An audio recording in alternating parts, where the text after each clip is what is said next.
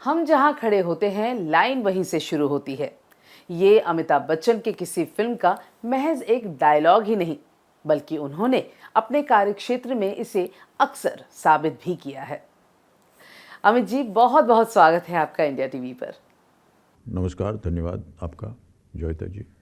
एक दौर था जब कमर्शियल फिल्मों का बोलबाला था, लेकिन अब लोग रियल सिनेमा को देखना ज़्यादा पसंद करते हैं।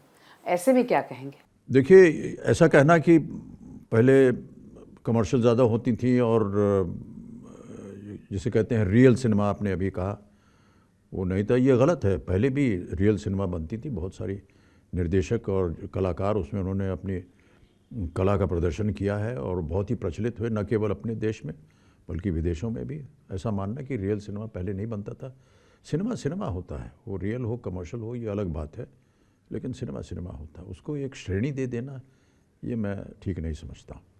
इनफैक्ट ओटीटी पर भी आपने ये साबित किया है। गुलाबो सिताबो ओटीटी पर स्ट्रीम होने वाली पहली बॉलीवुड की बड़ी फिल्म थी, और ऐसे में जानना चाहूंगी कि ओटीटी को लेकर आपकी क्या राय है? ओटीटी की प्रबलता तब हुई जब हमारे विश्व में ये कोविड की जो बीमारी थी ये फैली और घर, दुकानें, शहर सब बंद हो गए और जो आम चीज़ें होती थी वो सब बंद हो गई, इस डर से कि ये बीमारी जो है ये फैल रही है।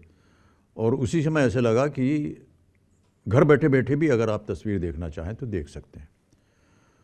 तो ओटीटी प्लेटफॉर्म को ले करके बहुत सारे निर्माता, निर्देशक, कलाकारों ने बहुत ही सुंदर तरीके से फिल्में बनाई और हम सब ने घर बैठ करके उन्हें देखा, उसकी प्रशंसा की और उसको काफ़ी ख्याति भी मिली है।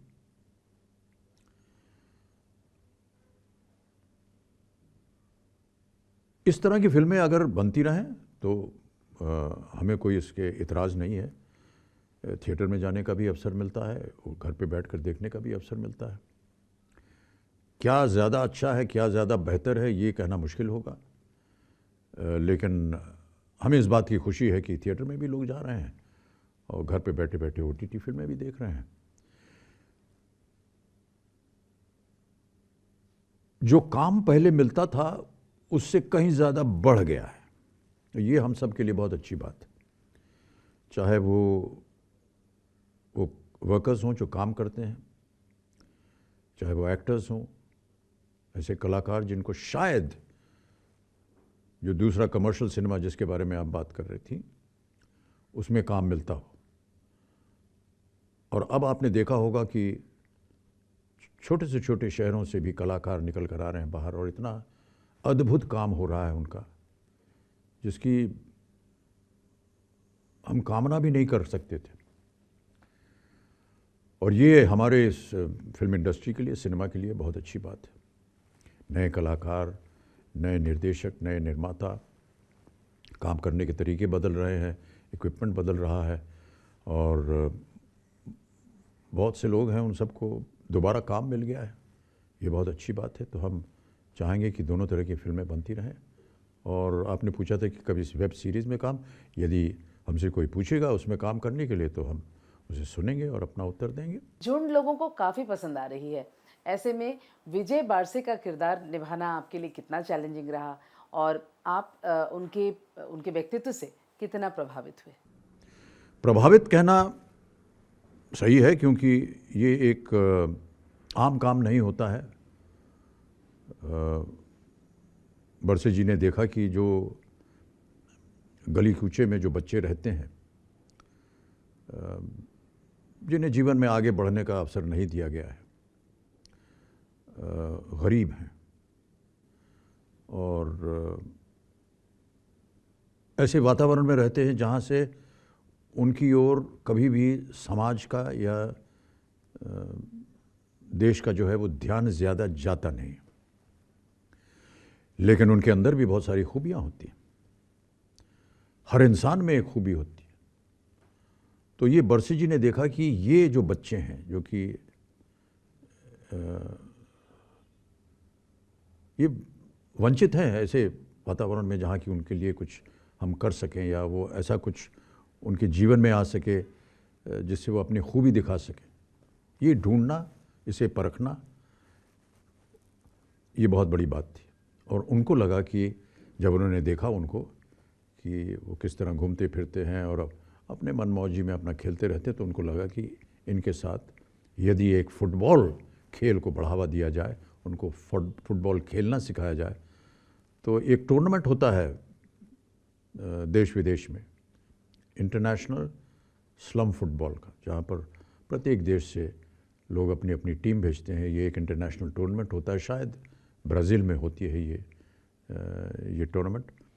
और यदि ये बच्चे इतने सक्षम हो जाते हैं कि उनको वहाँ भेजा जा सके, तो ये उनका प्रयत्न था। और अंत में किस तरह ये बच्चे अपनी खूबी से, अपने टैलेंट से, क्योंकि उनको एक अवसर दिया गया, वो आगे बढ़ते हैं और ये भारत की एक टीम बनती है जो जा कर के इस टूर्नामेंट में खेलती है। अमित जी, कोलकाता में आपने काफ़ी वक्त बिताया है, जहां फुटबॉल को लेकर एक अलग ही जुनून देखने को मिलता है। तो ऐसे में कभी फुटबॉल खेलने का मौका मिला या कितनी दिलचस्पी आपकी रही? कोई वाकया, कोई कहानी अगर बता पाएँ। खेल के मैदान में हम सब कभी ना कभी तो जुड़े ही हैं, बचपन से लेकर के, चाहे वो फुटबॉल हो, क्रिकेट हो, बैडमिंटन हो, कुछ भी हो, कबड्डी हो, कुछ भी हो। तो हाँ, फुटबॉल भी खेले हैं, लेकिन इस स्तर पर आकर कभी नहीं खेला कि अच्छा खेल सके। कलकत्ते में रहा हूँ, काफ़ी समय वहाँ बिताया है हमने। और हाँ, ये सही है कि बंगाल में कलकत्ता के लोग जो हैं वो उनको फुटबॉल जो है ख़ास तौर से पसंद है। और सबसे पहले कई वर्ष पहले 1960 की बात कर रहा हूँ, जब ऐसे ही एक बार मैं वहाँ गया था, तो मैंने देखा कि कितने उत्साह के साथ वहाँ टीम्स बनी हुई हैं, बड़ी बड़ी। मोहन बगान है, ईस्ट बंगाल है, मोहम्मदन स्पोर्टिंग्स है, इनके अलग अलग स्टेडियम हैं, अलग अलग टीम्स हैं, अलग प्रशंसक हैं इनके। जो आज जिस तरह की भूमिका आप देख रहे हैं, हमारे जो लीग्स बन गए हैं, वो पहले से ही वहाँ पर चल रही है। और उनकी रुचि रही है फुटबॉल में, तो उसे देख करके हमें अच्छा लगा। नहीं, कभी कोई ऐसा अवसर आया नहीं जहाँ पर वहाँ की बीती हुई कहानी आपको सुना सके। हाँ, आजकल जो फुटबॉल चलता है और टीवी पे देखते हैं हम, उससे जो भी बड़े बड़े खेल होते हैं अंतर्राष्ट्रीय खेलों में, उसे मैं बड़ी रुचि से देखता हूँ। और आपकी फेवरेट फुटबॉल टीम कौन सी रही? प्रीमियर लीग में जो टीम है चेल्सी, इंग्लैंड की, उसका मैं फ़ैन हूँ और हम उसकी सराहना करते हैं, उसके हम फ़ैन हैं, बैकअप करते हैं उसे। एक आध बार वर्ल्ड कप देखने का भी अवसर मिला और बहुत अच्छा लगा। झुंड के निर्देशक नागराज मंजुले भी आपके बहुत बड़े फ़ैन हैं। इनफैक्ट वो आपके स्टारडम से बहुत ज़्यादा प्रभावित हैं। ये सुनकर मुझे आश्चर्य हुआ कि नागराज जी भी एक प्रशंसक थे, और मैं अपने आप को बधाई देता हूँ कि उन्होंने मुझे चुना इस फिल्म में काम करने के लिए। केवल इतना ही कहूँगा मैं। झुंड अपनी ईमानदारी और वास्तविकता की वजह से लोगों को काफ़ी पसंद आ रही है। तो विजय बारसे की परख और समर्पण से आप कितने प्रभावित हुए? विजय बरसे जी की जो कहानी है और उनकी जो कथा है, वो जग जाहिर है। और जब इसके बारे में हमें सूचना मिली, तो बताया गया कि किस तरह से इस फिल्म का निर्देशन होने वाला है, इसका निर्माण कैसे होगा। और उसे सुनने के बाद मुझे लगा कि ये एक ऐसी फिल्म है जो मुझे प्रभावित करती है और मैं इसके साथ जुड़ना चाहूँगा। वास्तविकता तो उनके स्वयं अपने जीवन में है, बरसे जी की। उसको निभाना कठिन होता है, क्योंकि हम तो वो है नहीं, काम तो उन्होंने किया। निर्देशक जो हैं फिल्म झुंड के, उनका नाम है नागराज मंजुले जी। ये उनकी धारणा थी कि इसके ऊपर एक फिल्म बनाई जाए, और जो कुछ भी आपने फिल्म में देखा, वो उनसे प्रभावित होकर के नागराज जी ने उसका निर्माण किया और हमने उसमें काम किया। बहुत बहुत धन्यवाद आपका हमसे जुड़ने का।